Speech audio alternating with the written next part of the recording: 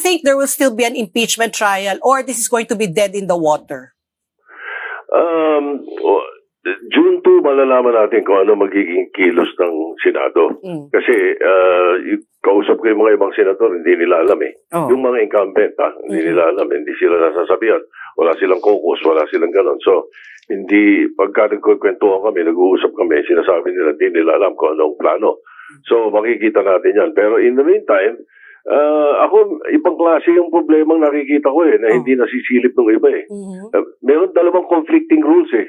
Okay. Doon sa Senate rules at saka sa impeachment rules eh. Which are? Ang impeachment rules kasi sinasabi that once the impeachment is taken up, or the impeachment court is constituted as one, then kailangan tapusin yung the impeachment trial must end.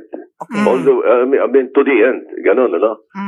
Ito namang Senate rules, which emanates from the Constitution. Ang Senate emanates from the Constitution. Ang sinasabi ng Constitution din, oras na nag-adjourn sine die ang Senado, lahat ng business doon patay.